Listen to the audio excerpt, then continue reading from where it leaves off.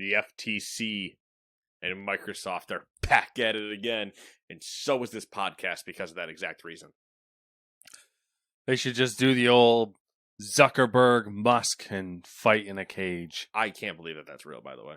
I don't believe it's real. Until they actually start throwing punches at each other, I'm not going to believe that it's real. 2 lizard people just fighting it out. I feel like what's going to happen, I was like, on the surface, everyone's like, oh yeah, Musk will kick his ass.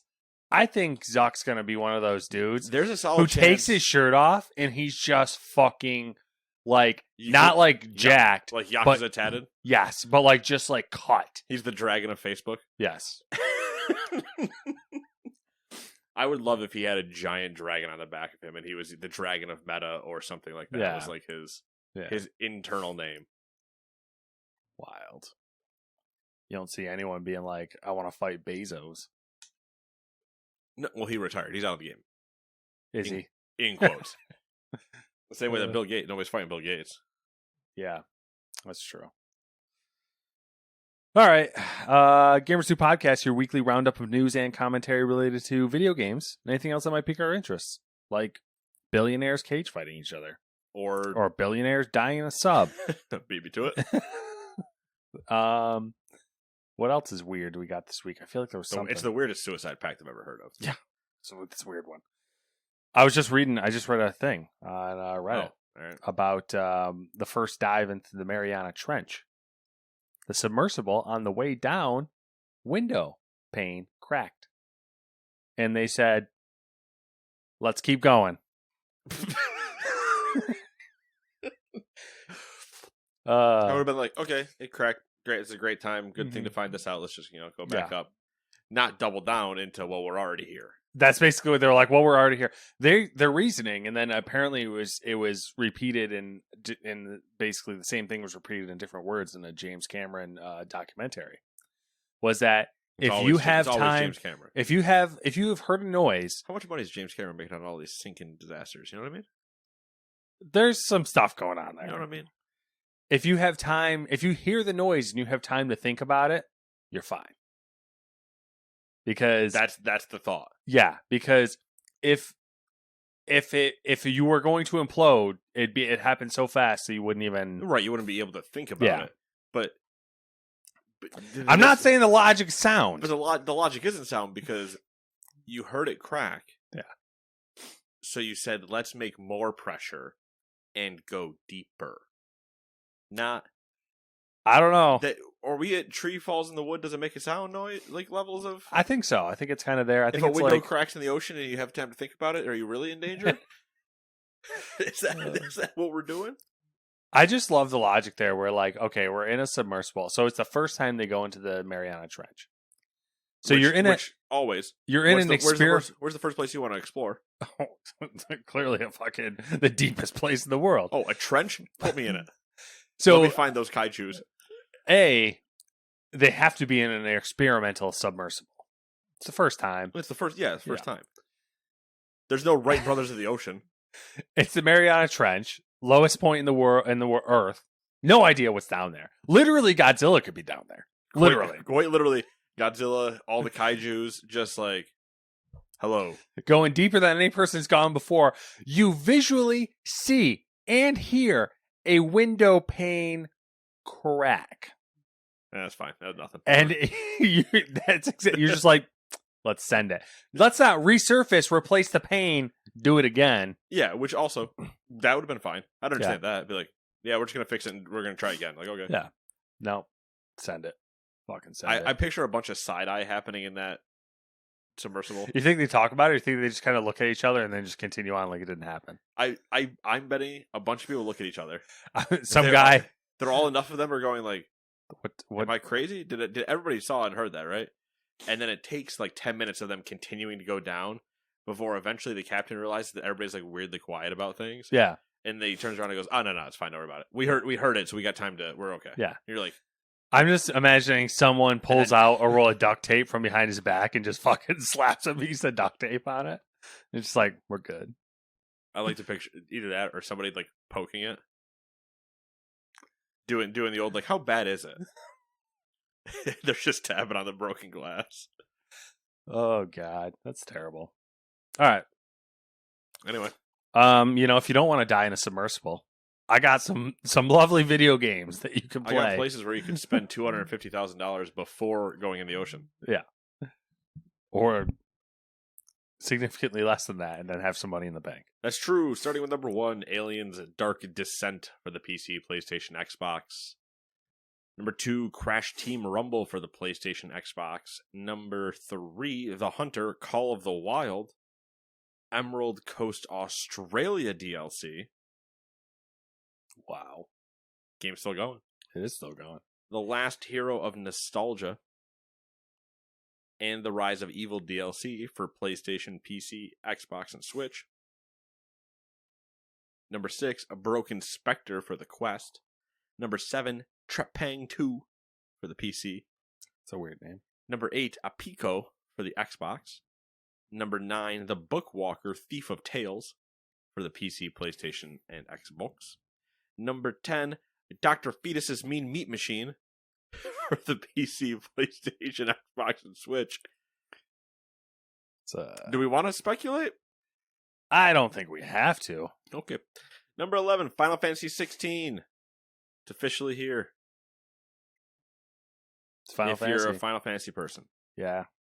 I've heard that it looks really pretty, and then the story kind of implodes 80% of the way there. I know one person who played an hour of it, and he was like, it's been cutscenes the entire time so far. Well, which is it's Square. What Final you Fantasy. expect. Yeah. Number 12, Harmony, The Fall of Reverie for the PlayStation and Xbox. Number 13, the more controversial than Dr. Fetus game, 6 Days in Fallujah on PC. What's the, how's that been doing? Have we heard anything? I haven't heard anything. I'm pretty sure people aren't touching that thing with a 10-foot pole for the most part. All right, I'll look it up. Number 14, C-Mash VRS for the PSVR 2. And number 15, Matt's most anticipated game of this week, followed by a few other people's most anticipated game. Mars First Logistics is officially available to play. Wild. Do you even remember what that game is? I do not. That was the colonizing Mars and starting your trade industry on the planet. Build rovers, ship things, point A to point B. I kind of like feel like I saw this on a game conference or something. You did. That's where this game comes from. I can't believe you don't remember it. I mean, I remember the idea of it and being interested in it. You were in. Oh yeah, I'm always in on things, and then I realized that I don't have time to play things. I know. I'm just telling you. It was one of the things that you were interested in. So you might want to take a fucking look at it when you get home. I will try. I will endeavor to do so. I'll just start blowing up the group chat and tell Dewey to ask you about it every single day, because I know he has the commitment to do it. Yeah, he will. He'll find me hanging from the closet, being like, I guess we went too hard. Jesus. No reviews for this yet. Other than like articles being like, is it too soon? Controversy. Well, yeah, probably all from the interview too that happened, whatever it was. I can't remember if it was the interview that caused it or if it was just the announcement of it when it happened. Like, was it 2 years ago? 3 years ago? Actually, it happened well before that, and then it happened again. Anyway, shall we get to the news headlines? We sure can. All right, perfect. Number 1, PlayStation has lost its head of mobile. PlayStation had a head of mobile? Yeah, they did. PlayStation Mobile. Yeah, that was a division that was thriving, probably. So they lost their head of mobile, and Nicola Sebastiani has left the company to pursue a new undisclosed opportunity. Sebastiani joined PlayStation as the VP and head of mobile in July of 2021. Prior to that, he had spent 7 years at Apple, where he was head of content for Apple Arcade. I wonder if he left because he was bored. A solid chance. Because, like, as you alluded to. What were they doing? Yeah, what are they doing? I'm going to go out on a limb. Okay. Speculation with no facts is also the name of this podcast. He's going to Netflix. That's probably true. Who else is doing anything with mobile right now? Apple. Google. Yeah, but Apple's weird. They don't, Right, but he knows the arcade system. Isn't it weird like that you never really hear about Apple executives and stuff moving around? Like they obviously move around. There's nobody really working there. This goes back to the AI theory. Yeah, I think Apple and Valve. There's some weird, like both of them have weird shit going on. Valve is Gabe Newell and clones of Gabe Newell. Did you know that Gabe Newell also owns a deep sea submersible? Yeah, but that doesn't surprise me. Called what was it? Limiting Factor. The that's DSV Limiting Factor. That's a great name. It holds the record for the deepest dives in all 5 oceans. And just out of curiosity, how deep were those dives, Matt? I think it's rated down to 36,000 feet. And how far was Ocean Gate rated down to? 4,000 feet. All right. Which one? You want to know how far down the Titanic is? 13,000 feet. I was gonna say it's a couple miles. So, yeah, 2.6 or something. I don't know. That's quick math. 5,280 feet, right? So 10,560. Sure. Sounds right. Quick math. Sounds right to me. Add on another 3,000 somewhere in there, and then whatever that percent is. 2.6. Yeah. That's how you get there. There you go. He showed his math. I showed my work. Yep. You know what they always said in school? Show your work. Show your work. Why? I just did. It's the man trying to keep you down. Number 2. Activision Blizzard shareholders have turned down a proposal for the publisher to adopt a union non-interference policy. The proposal included a commitment for non-interference on employee unionization efforts and forbid management from undermining the right to unionize or pressure employees not to exercise that right. Finally, the proposal wanted the company to adopt a process to identify and punish any violations of that policy. Shook. Yeah. Shook. Is it surprising though? No. Yeah. It was like I think if I'm remembering correctly, it was like a 62 whatever split. Like 62% of the shareholders said, "Yeah, no," and then the rest were split up between yeses and like abstaining. Yeah. That's not surprising though. I agree. Shareholders are not far away from shitty bosses. Some would say the Venn diagram is closer to a circle.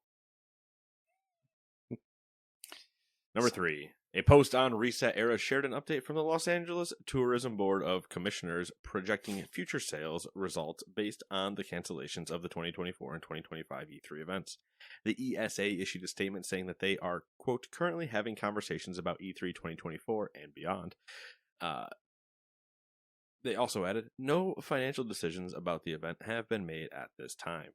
No final decisions about the event have been made at this time, unquote. So they're basically saying, hey, it's weird that their finances are including no E3 in 2024 and 2025. Well, we haven't really said that there's not going to be an E3. Everyone's telling you you're dead. Just be dead. It's time. Throw in the towel. It was a good run. Till the end. Closing time. One last golfer. Just partner with Jeff Keighley. Speaking just of, announce yourselves for E3 2024. Don't do anything. Or if you want to have fun with it, make an entire event. Book out a theater, do everything. Just then put all the E3 logos over the years up on a broadcast screen and just slowly looping through them while playing taps. There you go. And that's the entire thing. Don't have anybody come out and announce it. Don't do anything. Say, we're beginning the show. Do that for 20 minutes. End the show. Don't elaborate. People would love it. They'd be like, oh my God, it's the best thing they've done in decades. In decades. Since you've existed, this is the best thing you've ever done. Everyone would be like, has E3 peaked? Was their final act their best one? Oh, man. All right. Was it just a bait? Is E3 coming back in 2025? Next up, we have the man who killed E3. Jeff Keighley has acknowledged complaints about the lack of diversity around this year's Summer Game Fest, though he didn't address the issue in depth. In an interview with CBC, host Keighley simply said, quote, "I think generally we do a pretty good job with diversity in our shows. That was something that's a fair flag. We also want to be authentic to the games that are being presented on the show and the developers that are making them. So yeah, I think we're conscious of it," end quote. Keighley's next show will be Gamescom Opening Night Live, broadcast from Cologne on Tuesday, August 22nd. Yeah, I mean, they only had 6 people on stage. Yeah. So, I mean, I think you just have to face reality on this, that still the majority of developers and executives and all that good stuff are white men. There's that. I also think they could pivot somewhat, but it depends on what games are coming, what games they want to dive a little bit further into and stuff like that. Apparently, he said in the same interview that I can't remember her name, but the actress that's playing Saga in Alan Wake 2, yes, was scheduled, was supposed to be there on stage and talking about her character, but there was a last minute scheduling conflict, so she couldn't make it. I say, because of the people that like didn't need to be there and could have been somebody else or something. We didn't need Spider-Man there. Nope. And we didn't need Alan Wake, Sam Lake there. Yeah, which I think he was there because he was there for the stand-in. But then we just didn't need Spider-Man, so you could have used that time somewhere else, because we're gonna see enough Spider-Man throughout the entire time. It didn't need to have a person talking about it. Yeah, that's true. Or you could have had the Senua person that did the intro to their gameplay actually there. Yeah. But that might have been like another scheduling thing or something. There are ways to fix it, and I'm sure he will. Number 5, Newzoo released... What the hell was it, Newzoo? Newzoo released results from its global gamer study detailing play habits collected from online surveys of more than 74,000 people across 36 markets. Here's some of the more interesting stats. Of those polled, 79% of them identified as gaming enthusiasts, and 47% of that subset played on more than one platform. The poll considered PC, mobile, and console each to be a single platform. I think that... So 3 platforms. Yeah. Mobile was the most popular form, with 60% of online respondents playing on phones or tablets. Console and PC audiences were each about half of that, with 33% people playing PC and 32% saying console. 15% of respondents played games across all 3 formats. Men were more common to play across all 3 platforms, representing 64% of that cohort compared to 35% for all women. Probably as you'd expect on all those numbers. Just about, yeah. Again, it's always the funny part where you see 60% of mobile and people forget how fucking massive that market is. Yeah. Honestly, whether we like it or not, it is the biggest gaming market. Yeah. And part of that's accessibility. Everyone has a cell phone. Yep. Y'all got phones? The one that surprised me was the basically same number of console and PC. Yeah. Still going strong. Now for some more lovely news. EA CEO Andrew Wilson announced a realignment of the company into 2 organizations, EA Sports and EA Entertainment, that would both still report to him. The reorganization sees some shifts in executive ranks, as CFO Chris Sue and Chief Experience Officer Chris Bruzzo will be leaving the company at the end of the month. The publisher said Sue decided to step down to pursue another opportunity while Bruzzo is retiring. Replacing Sue is the CFO role. In the CFO role will be Stuart Canfield, a 20-year veteran of the company. The company's new Chief Experiences Officer will be David Tinson, previously the company's Chief Marketing Officer.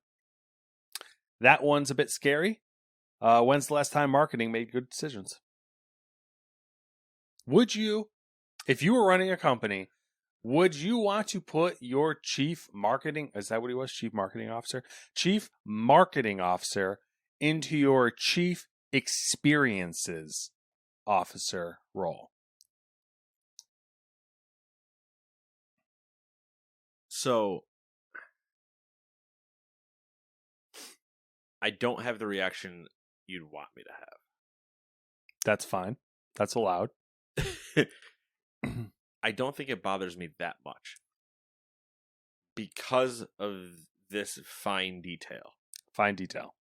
I'm going to do what we don't like, and I'm going to split hairs. Splitting hairs. Marketing. All right, I'm done. I want to see how long you're going to go. The chief marketing I feel like you're over there like, I kind of like it. It was going well. I did like it. It was a good gimmick. Marketing doesn't necessarily mean all the bad things we associate EA with. Yeah. That can just mean they do really good advertising and everything like that. Yeah. But it doesn't mean they chose how Ultimate Team and all the microtransactions function. Yeah. Because that might be closer to game design CFO being buddy-buddy. Yeah. Than like marketing. So to move them into experience isn't... There's probably some stuff that translates, but I don't really know what a chief experience officer does. My thought on that is that a chief experience officer is kind of like the guiding hand for like the type of games and stuff that you want to do.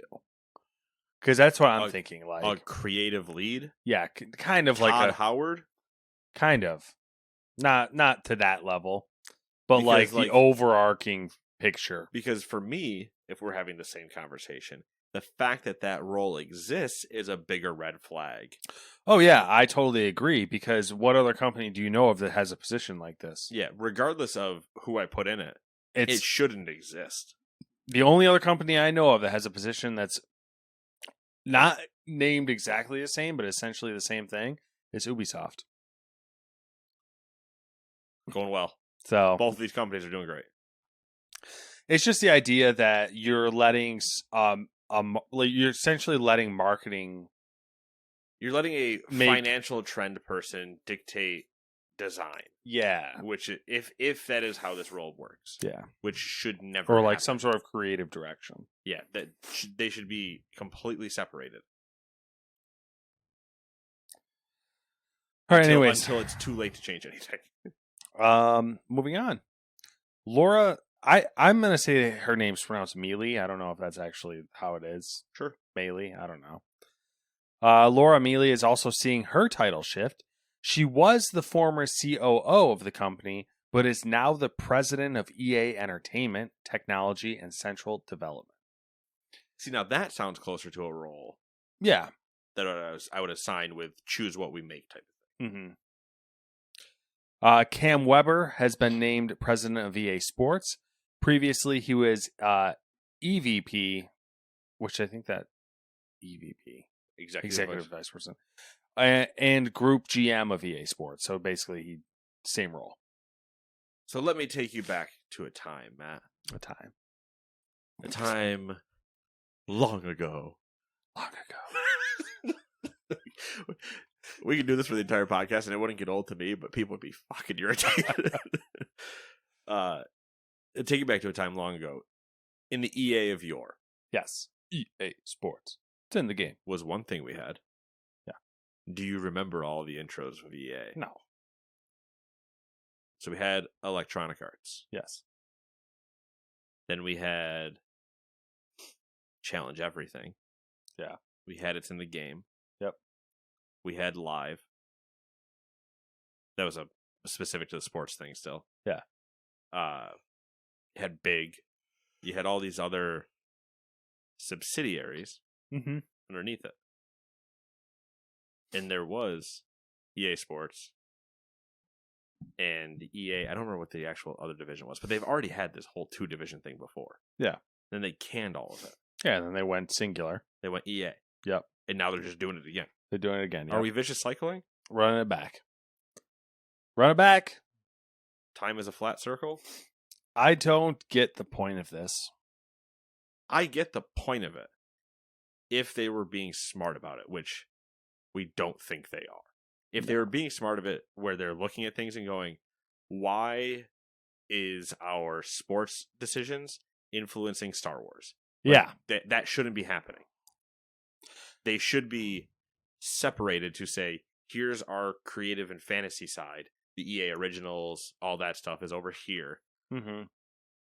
Here's FIFA and NHL and Madden, and all you guys are over there. If you want to talk technical things about like how to do something in an engine with each other, that's fine. But EA Sports is not talking to DICE for Battlefield. Like, those are not happening. And I think they tried to use Ubisoft as an example again, where we say everything looks like an Ubisoft game. Yeah. They were getting in that weird, muddied up, like, oh, that's clearly an EA game. Like, no. We separate. Yeah, I mean, it'll be interesting to see how that plays out. I think it's... If it's done correctly, I think it'll be good for them. Because it also can make them more sellable. I feel like... Is there a corporation you can think of in the video game world where you're like, their structure works? I mean, maybe right now you could say PlayStation, but I feel like it's a house of cards. I think they're all house of cards, and it also depends on what you mean. I can think of developers. Yeah. Take-Two, sorry. There you Take-Two? But even that's like, I don't even know what their structure is, actually. It's just a giant conglomerate that owns Rockstar and 2K and, like... Yeah, I don't know what that makeup is, like how that organization works, I guess. But I think of them closer to, like, a publisher with a bunch of entities. Yeah, which that's like kind of the Microsoft. And I think that's what EA is trying to like semi-transition into. Is like, we're just going to publish and we'll split them out into two things. Mm-hmm. But also, I think it makes EA potentially more sellable because they can sell off. I see what you're saying. They can sell off half sellable, of it. You're saying because there've always been the rumors of being under fire for so. Yeah, I mean, same thing with Ubisoft, but Ubisoft, you no basically structure. Just broke. Well, no, I guess that's not true. No. Yeah, you basically just broke it into the profitable side and the non-profitable side. Right. Because sports makes all the money. And you could and if you wanted to, evaluate each of them separately and say, sports is worth X. Yep. This other stuff is worth this. Yeah. Which one would you like? Blah, blah, blah. Yeah. But if you looked at Ubisoft and you were somebody trying to buy something, what are you even looking at? You're trying to it's a fucking spider web. You're going to try to just buy a studio. You're just going to try to buy massive. Like, that would be it. Mm-hmm. You're like, I don't want anything else in this because I don't understand what's going on. Yeah. Oh, there you go. Number 7. Bungie confirmed earlier rumors of their Marathon revival. Marathon is being reimagined as a sci-fi extraction multiplayer shooter where players take the roles of cybernetic mercenaries called Runners. They'll be tasked with scouring the planet Tau Ceti 4, a long-lost colony where humans disappeared without leaving much of a trace, to uncover mysteries and riches. That was a horrible sentence. Me no, I could. They're going to be tasked with scouring the planet to uncover mysteries and riches, where humans disappeared without leaving much of a trace. Anyway, doesn't matter. I'm not a journalist. In a new report published on Insider Gaming, Tom Henderson shared new details of the gameplay mechanics. First off, Marathon is focused on 3-player groups. While it will be possible to join as a solo player or as a duo, you'll still be facing full 3-player groups. Another twist is that there is a chance to extract without the rest of the team. Marathon is also going heavy on the survival mechanics. Characters will have to deal with a limited oxygen supply. Too easy. They'll have to reach their objectives and extract before dying due to lack of oxygen. There are mainly 2 ways to deal with that. Either go into the match with a large supply of oxygen canisters bought at the market, or scavenge additional canisters throughout the game world. The game will include an injury system. Being hit around the waist might reduce your oxygen supply, and getting a concussion could cause your screen to blur every now and then, simulating a massive headache and therefore giving you one in real life. The character progression system will mitigate some of those effects through perks and abilities. The current version of Marathon includes losing loot upon death. Bungie is reportedly aiming to deliver an extremely smooth experience with brief load times to entice players to play another round. The studio is working on 3 different maps, though the report couldn't verify if all 3 will be available at launch. Do you have any commentary or criticism on that? Loot dropping on death will be interesting, but makes sense with what they're going for. The oxygen and headache thing might get like annoying. That's what I was gonna say. Is the survival aspect of it? I don't know how that's gonna jive with what they traditionally do for run and gun and gameplay, or for any other extraction shooter where you have to worry about like health, sure, or wounds or whatever, but not. I can only be down here for X amount of time anyway. Yeah. Regardless of anything else that happens, I literally just have limited oxygen. Yep. And then the 3-player squad thing. Dark also, Zone. Hold on. Limited oxygen. Where players take the roles of cybernetic mercenaries. Bitch, put the oxygen tank inside me. What the fuck are we doing here? Why? Oh, I'm only cybernetic because I have a metal finger? What the fuck are we doing? Just give me iron lungs. That's a fair point. Maybe that'll be a Why perk. would like that? But you'll have to pay for it. I'm curious. I'm intrigued, but I worry that'll not be a great mechanic. Yeah, I don't know. I mean, you'd have to nail the gameplay loop so that, like, you know, you're satisfied every time you do like a run, I guess you would say. Right. Your default level of oxygen would have to be massive. Yeah. Or to allow you to play an entire round without ever. Yeah, because there's some kind of conflicting things there, because you're saying they have 3 maps. So the assumption there is the maps are pretty fucking massive, which I read somewhere else that they're big. Yeah. But then that doesn't jive with the fact want them to drop in 3-player teams. That doesn't jive with the fact, like, then how limiting is the oxygen supply? Is it actually not very limiting? Right. Is it even worth having it in the game? Yeah. Is it 30 minutes? You know, if you're going to tell me it's a big map and I have to extract, well, what if I end up not near an extraction point? Like, should I just bounce, like, leave the lobby and be like, I'll go again until I get a good drop? Yeah. So all these questions, lots of questions. Like, I'm fine with the concussion thing. That makes sense, because then you can just get like a bandage or, you know, find pills or whatever you need to like, you know, reduce that. But the oxygen thing is literally no matter what you do, you are going to end up, like, your entire point is to extract. Yeah. Not to pass out before you get to the extraction. Yeah. I wonder if there's just not going to be as scarce as this is, like, making it seem. Like, you're just picking up oxygen the entire fucking But then time. I also don't know what the point is. Yeah. That's the weird thing. It's like, where's the balance? It's hard to do. If you're dead set on having it in the thing. Yeah. All right, number 8. Hearings have begun between the FTC and Microsoft over their acquisition of Activision Blizzard. Originally, I had written that we won't spend a lot of time on this and that there would be a few quick tidbits, but it ended up being more tidbits than I originally planned. Not that it's long, so I don't know. There might be things that you want to add to that I might not have written down. But anyways, Xbox VP Sarah Bond has testified that Activision Blizzard CEO Bobby Kotick threatened to keep Call of Duty off Xbox platforms unless Microsoft gave the publisher a more favorable revenue share. Bethesda's Pete Hines confirmed that the company's Xbox exclusive Indiana Jones game was originally planned to be a multi-platform title. Now it's an Xbox PC exclusive coming day one on Game Pass, which we didn't know that. So that's a new thing. But I also would have guessed that. So I thought it was interesting because they actually rewrote a part of the contract with Lucasfilms to make it exclusive. So originally it wasn't planned to be. An email from Sony's Jim Ryan had the exec dismissing the idea that Microsoft would make Call of Duty exclusive, saying that he believed the deal was, quote, not an Xbox exclusivity play at all, end quote, and that Microsoft was, quote, thinking bigger than that, end quote. Hey, and if we're already not discussing, Sony's entire kick was exclusivity. Yeah. And there's your CEO saying it's not that. Yeah, what the fuck are we doing Then here? what are we doing?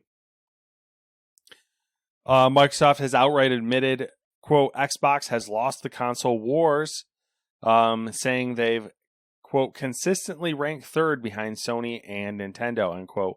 According to Microsoft, they had a 16% share of total console sales in 2021. The Nintendo and PlayStation numbers were redacted. It is believed they were both above 16%. Yeah, I would be shocked if they were not. I'm assuming those numbers are way higher than 16%, since there's not a lot of consoles on the market. I'm just saying. Sony's Jim Ryan said in a deposition back in April that if Microsoft's acquisition of Activision happens, Sony won't share any PS6 information with Activision developers. Which is really weird when you're complaining about them making things exclusive. We don't want you to make games exclusive. We're not going to show you what our fucking consoles are so you can't develop games on them. Don't make that exclusive. Minecraft's bigger and you did the same thing, so. Okay. Yeah. Bitches. Was that the last one? That was the last one. I don't really have anything more to add. All right. If people want them, they can go find quotes. People like Stephen Totillo and a few others, Tom Henderson and Paul Tassi. There have been a few people that have had quotes out from the hearings, but I'm just like, the Jim Ryan email sent me where I was like, what are we even doing then? And it sounds like a couple quotes coming out of the judge have also been just getting annoyed with the FTC trying to play catch-22 with Microsoft, and they're like, what? You have no grounds anymore. What are we doing? I appreciated the Xbox lawyers getting feisty. Basically being like, you know, our mainline executives actually showed up to answer questions, and PlayStation couldn't bother to be here in person. Yeah. So, okay, not important to you. What are we doing? Yeah. Fun stuff. Hey, but guess what? There was a Nintendo Direct. There sure was. So let's talk about a bunch of things Matt doesn't give a shit about. Listen, I'm happy if gamers are happy. That's not true. That's not true at all. I mean, I want gamers to be happy, but their happiness has no effect on me whatsoever. There you go. That's better. There was Pokemon Scarlet and Violet DLC announced. Whoa. The Hidden Treasures of Area Zero. I don't know what the fuck that is. It's split into two parts. The first part, the Teal Mask. Ooh. Will debut in fall of 23 and will feature 5 new Pokemon. 5. The second part, the Constipated Man of the Bible. There's nobody that's going to remember that. The first constipated man was Cain. He wasn't Abel. Anyways, I'm done. I'm mad that he did it. That's worse than the Echo joke. The second constipated man was Noah. He filled the ark. Okay, I'm done. Why do you remember that? I don't know. It just pops in. I don't remember the rest of it. I just remember those two. Oh, okay. The second part of that DLC is the Indigo Disc, due out in winter of 2023. It's set in a terrarium in the middle of the ocean. Terrarium. Hey, then Sonic Superstars showed up. But, hey, fall 23.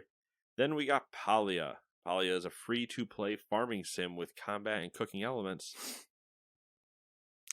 I want to be more involved with this section, but my don't worry about it. Web page will not load. Don't worry about it. You 100% don't need to be. But hey, remember what we said about free-to-play farming sims? There is one. There's a lot of them. I saw some people talking about like there's always 2.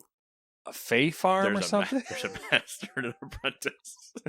Yeah, Fae Farm was in Summer Games Fest. Yeah, I remember that, but did it come out? It was the one that everybody wooed for. Yeah, like I saw a bunch of stuff about it. Did it come out, or is it just people are hyped about it? People are hyped about it. That's true. And Palia is apparently, because people were concerned, they're like, we saw it during the Direct, but is it coming to PC? And they're like, yeah, we're supposed to be coming to PC before the Switch, so don't worry about it. Persona 5 Tactica. We already talked about this, but hey, coming to Switch on November 17th. Myth Force. It's a first-person cooperative roguelike inspired by Saturday morning cartoons. Slated for $23 on Nintendo Switch. So, we'll see. It looks like Saturday morning cartoons, but they're like the weird modern art style of Saturday morning cartoons, not the old art style of Saturday morning cartoons. You know what I mean? Yeah. Sure. I just love that I'm reading this and I see you just like frantically trying to get like the dock back open as your thing keeps dying. I'm just like, I'm trying to figure out why this thing refuses to load. It refuses to work whenever I need it to. Yeah. But like when I'm just like sitting at home just chilling, it's like, yeah, I can load whatever the fuck you want me to load. What do you want? You want these 8 tabs open? You can have them all open. Detective Pikachu returns.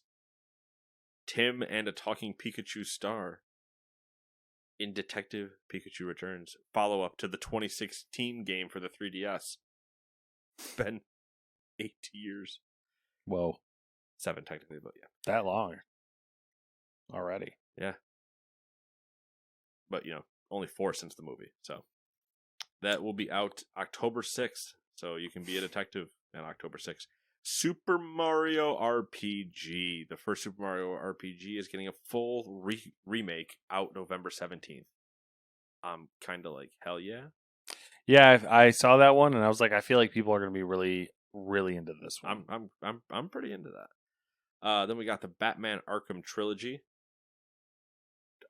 Okay, I guess that was worthy of a direct. Coming to Switch in fall 23.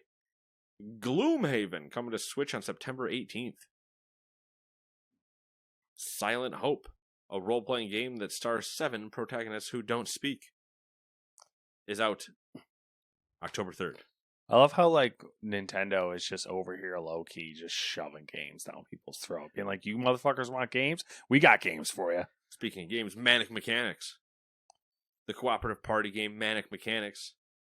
Overcooked, but with cars. July 13th for Nintendo Switch. Mario plus Rabbids Sparks of Hope DLC. It's the second DLC for that game. The expansion called The Last Spark Hunter is out today. Right now. But you can get a demo for the free game right now of 2. That's pretty dope. Or a demo for the regular game. That's pretty dope. Dragon Quest Monsters The Dark Prince. You can recruit and train various monsters who definitely won't fit in your pocket or a small ball or anything like that. Whoa. But hey, December 1st for the Switch. Pikmin 4. What? Pikmin? Again? Pikmin 4. I don't understand Pikmin. Olimar, the one that you probably would recognize if you saw him, is trapped and you have to rescue him. It's set to finally arrive on July 21st. You can customize your own character. And there's a demo on June 28th, so hey, test it out. HD versions of Pikmin and Pikmin 2 are coming to the Switch. Metal Gear Solid for the Switch is getting the Metal Gear Solid Master Collection. Which, if that tells you anything about the quality of that collection when you were wondering what it was going to be during the Games Fest, there's your answer. There you go. On October 24th. Temper those expectations. Temper them right now. Vampire Survivors is coming to the Switch. That'll be on August 17th. Mario Kart 8 is getting more DLC.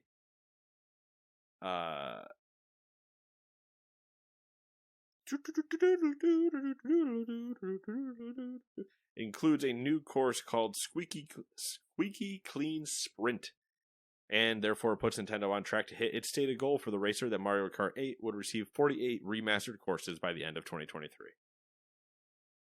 Wiggler, PD Piranha, and Kamek also join the roster as drivers. Sometime this summer. Star Ocean: The Second Ocean R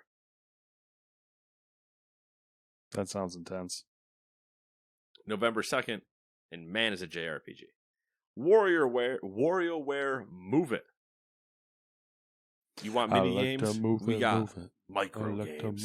Move it. The next game in the series, WarioWare Move It, lands on Switch on November 3rd, and it supports 4 players locally. Super Mario Brothers Wonder. Did somebody say Wonder? Mario comes back to a new platformer, 2D platformer, technically. And hey, I'm kind of like, yeah. Give me. Out October 20th. Zelda got some new amiibos, and that's really the last of it. So, hey, there you go. That's a lot, though. And a lot coming out soon. My quick, non-educated assumption is that it was probably the second best direct of the sessions. I mean, just looking at it, I would have to strongly agree. Second, if not the first. It would be competing pretty hard with Xbox. Yeah. If you're into that sort of thing. Yeah, if you're not Matt. Yep. Which, let's be honest, no one wants to be Matt. No. Not even a little bit. It's scary. It's sad. It's a little disappointing.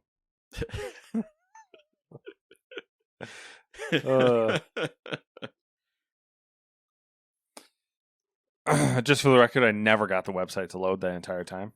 And I tried 2 different browsers and a whole slew of other things. So you're in shambles. Yeah. Well, the good news is we get to move on. Oh boy, do we get to move on. The Starfield hype train has left the station, so naturally we have some more details on the games via some interviews. Most specifically, Todd Howard went on to Kinda Funny's Xcast, which is their Xbox. I don't want to call it a podcast because it's more of like a video cast, like a vidcast. It's a podcast. It's a podcast. All their stuff is podcast, but they have videos too. Okay, there it is. There you have it, folks. Because like you can pull it up on Spotify. Yeah, I know. So podcast. All right, podcast. It's a fucking podcast, Nathan. Bro, it's a fucking podcast. Bro. I know it's a Bethesda game, and I know it's a AAA game, and I know it's like the tentpole right now for Xbox and for Game Pass, but I am still surprised by how fast that hype train picked up speed. They showed the game, and everyone was like fapping in the corner, being like, "Oh my god, this is going to be the best game that's ever made." And True. I'm like, and we've not touched it yet. Yeah, and I'm just like, what's going on here, you people? Everyone lose their fucking minds. Anyways, let's get into it. Todd Howard revealed that around 10% of the explorable planets would have life on them, which is in the upper range of what scientists believe could be possible based on known science. As far as the barren planets, the developers wanted to convey the sense of beautiful desolation expressed by Buzz Aldrin when he landed on the moon. So if you're doing... What's up? You're laughing over there. You're giggling. Someone show you some boobies? No, I wish it was that. I don't usually giggle at boobies. I do like the Nick Offerman giggle.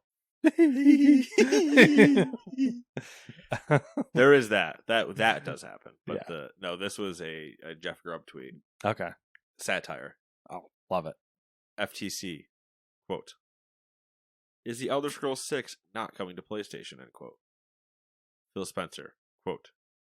We stand as witnesses to the relentless passage of time, grappling with the realization that what once seemed eternal has now faded into the annals of history.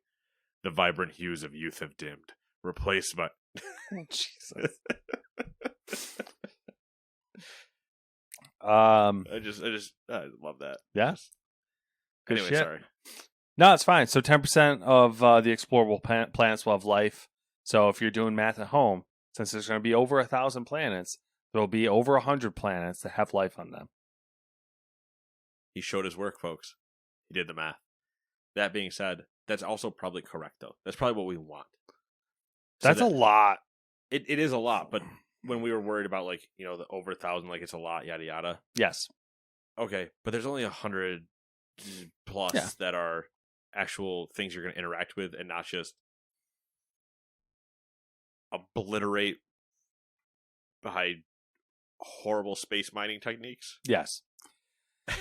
Addressing the balance of handcrafted versus procedurally generated content, Howard explained that outside of major cities and, you know, your quest line stuff and all that good stuff, the system's used to pull from a suite of content that is handcrafted and chooses to place it or not place it on different planets when you land.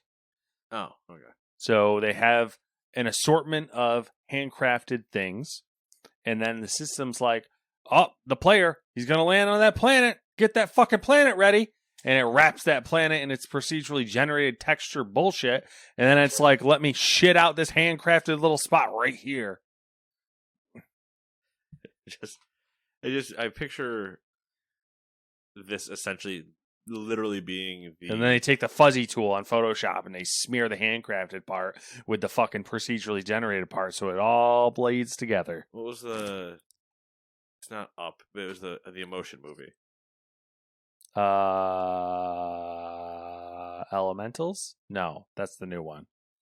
I don't know. I don't think it was just Emotions. I think it maybe. But you know the movie I mean. Yeah.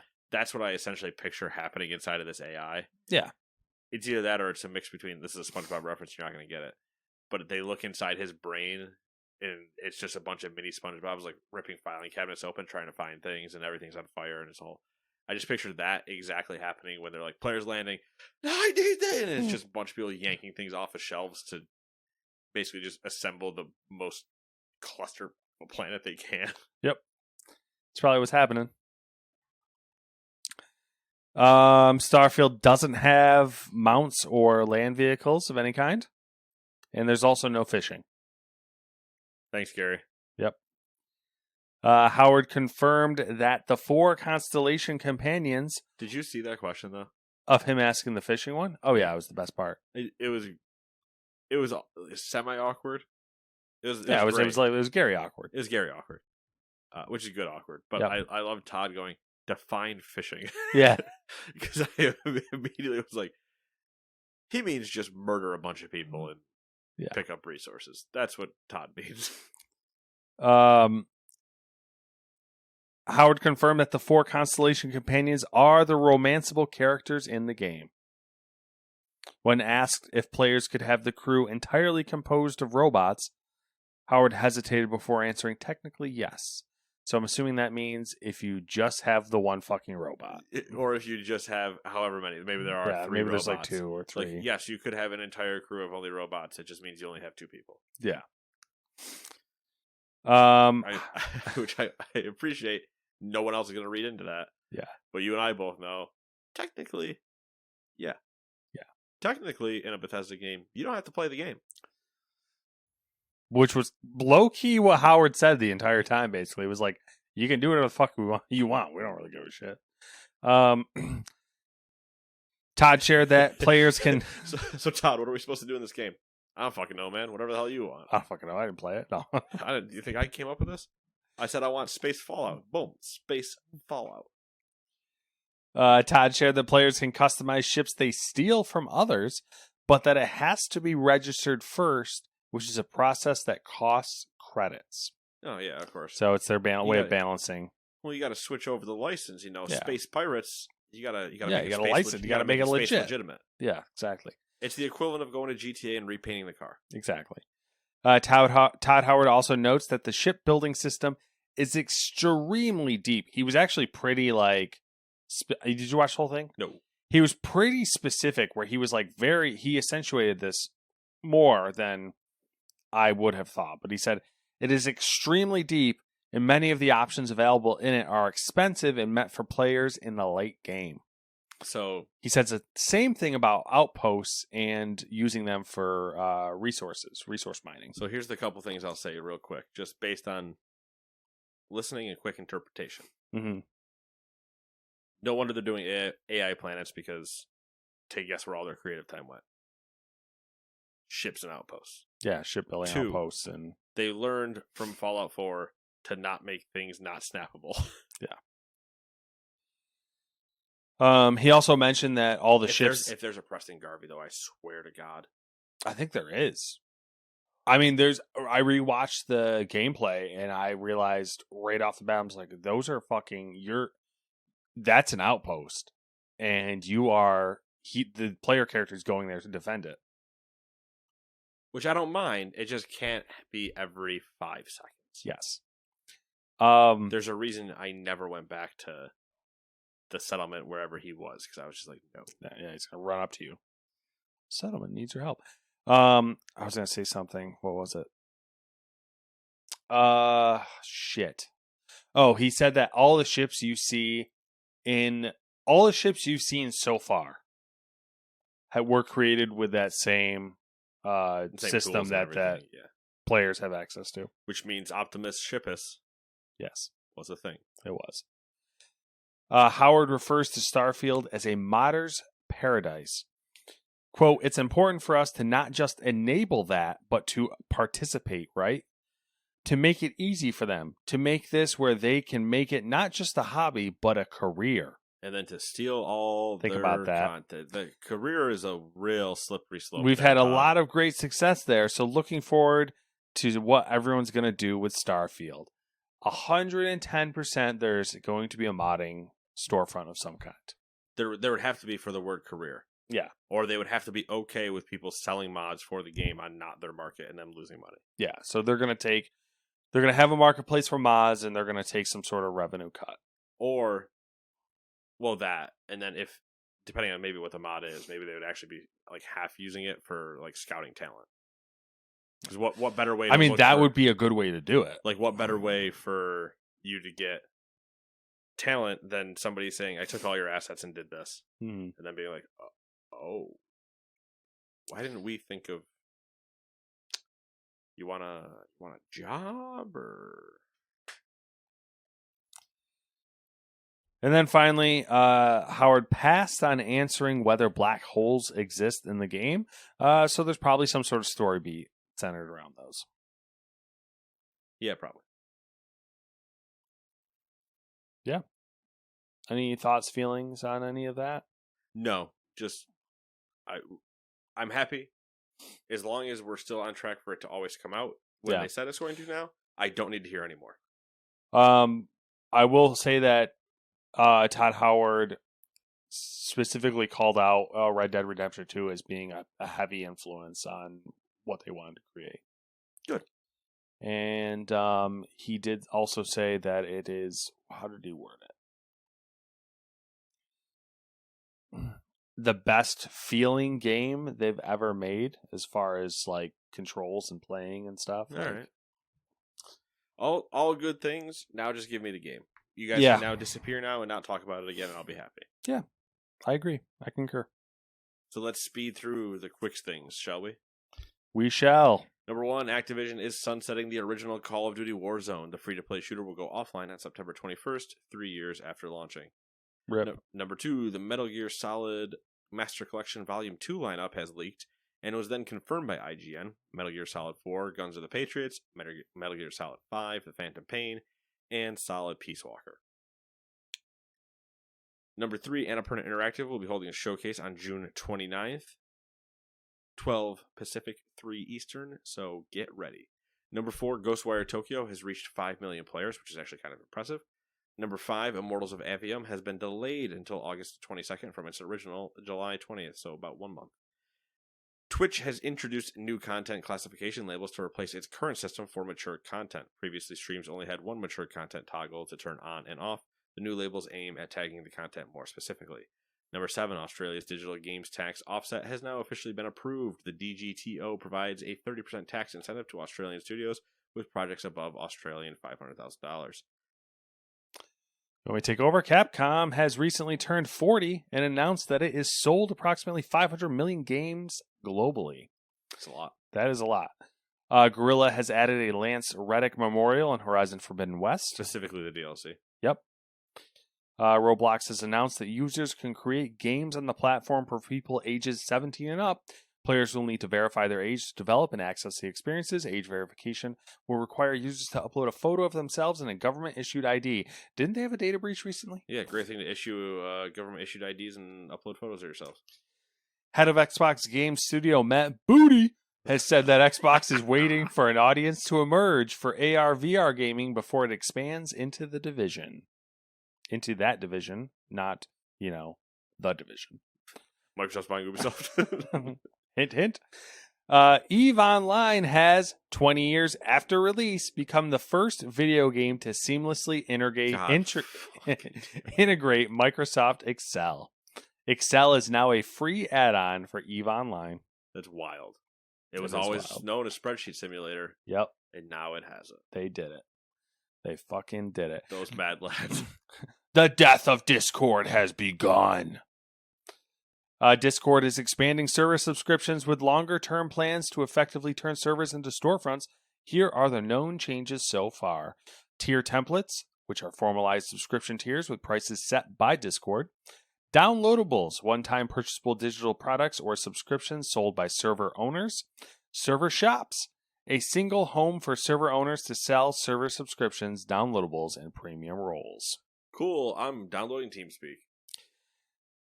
TeamSpeak, yeah. I fucking... Where did that come up the other day? I fucking saw... Their Twitter is out and about. Maybe that's why, because they kind of had a resurgence recently. Yeah, they've been doing a lot better since the pandemic, and all this Discord stuff that Discord's been doing lately. TeamSpeak's just been hard memeing on, and I went on a goose chase after that because I was like, TeamSpeak, oh yeah, and I was like, I wonder if Ventrilo still exists, and it does. Yeah, it's like Ventrilo, Mumble.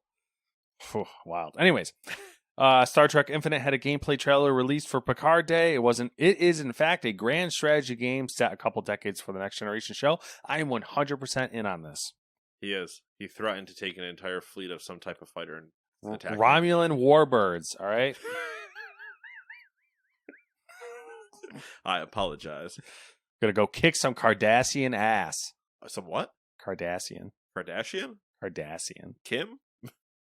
And then there was trailers for we watched the Star Trek Infinite one, and then they're doing a movie about the whole Wall Street Bets GameStop thing, and they're calling it Dumb Money.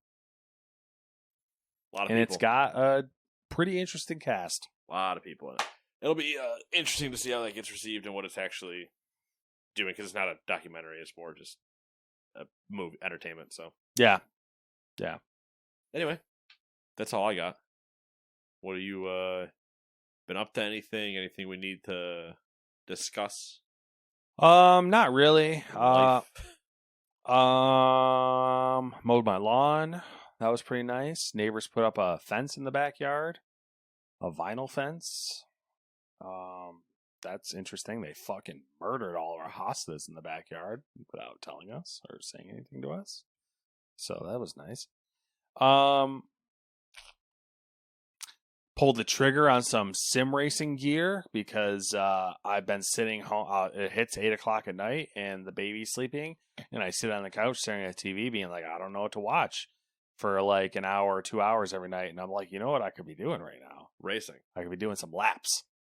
That's I'm gonna true. fucking do it. Getting some hot laps. Then. So we'll see what happens with that, and that's about it. I can't wait till I get the picture from your wife of you in a racing helmet and racing gloves, being like, what the fuck. I mean, it's still a long ways to go. I need to find a seat. I need a seat. No, I have probably another monitor. So progress. Yeah, we're slowly but surely getting somewheres, and I just got to figure out where to put it. That might be the biggest problem. That's the hardest part of all of it. Yeah. So, but she's pushing for. For a whole new house, so we'll see. That's right. Just make sure you got a race room. Yeah, that's my suggestion. It sounds like a good idea. I know you can, whatever. Maybe it's not, but I was like, hey, you make a list of things that you absolutely need to have if we bought a new house, and a list of things you'd like. And then I'll make a list of things that I need to have and things that I would like, and then we'll priority compare. List. Yeah. we'll go from there. See what happens. So see how that goes. At least just regardless, it at least puts you on the same page. Yeah, because then you can just hard eliminate certain things. Yeah, and then tomorrow is my only wedding of the year. So far. If there's another wedding coming this year, then you better fucking get your invitations out, bro. But not mine, for sure. That's my life. What have you been up to? A whole lot of nothing. Nothing. Bought a new keyboard. Yeah, it's nice. Here now. It's really nice. I like it a lot. I like it a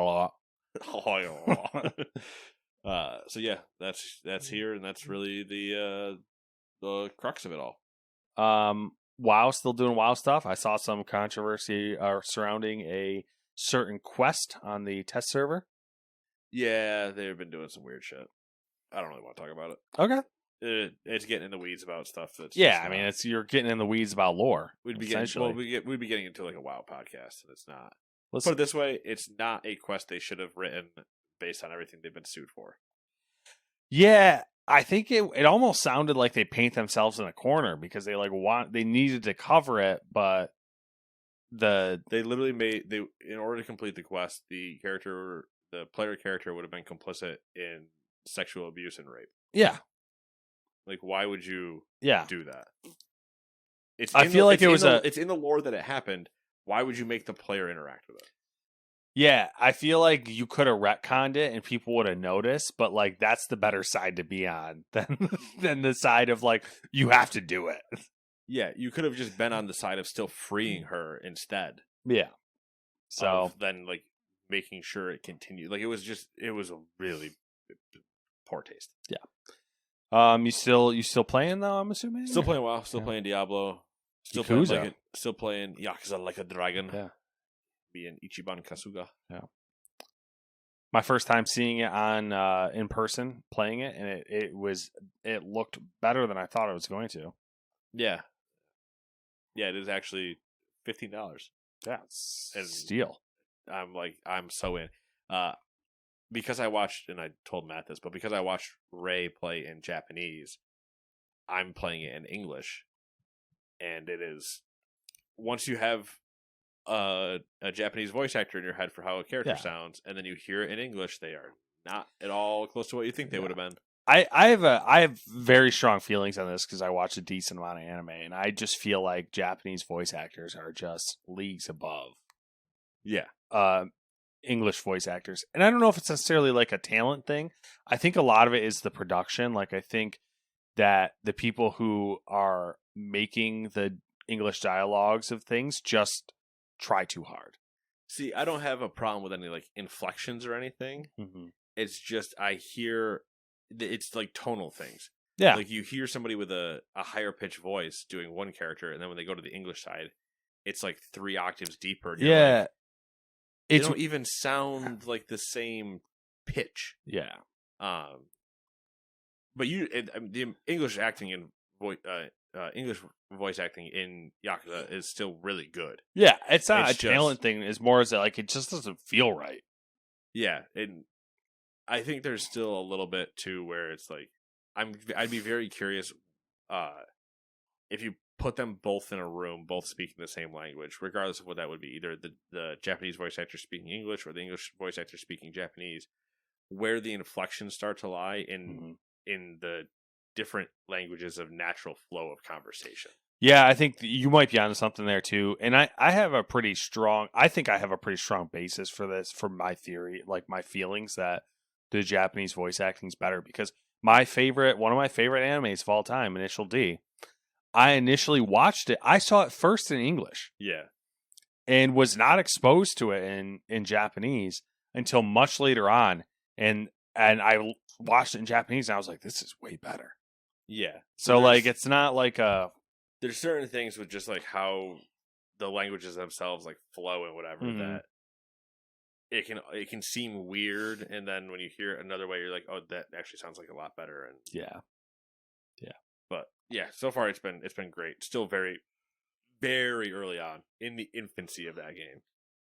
But enjoying it. You played any of the show, or is you just sometimes, but not too much.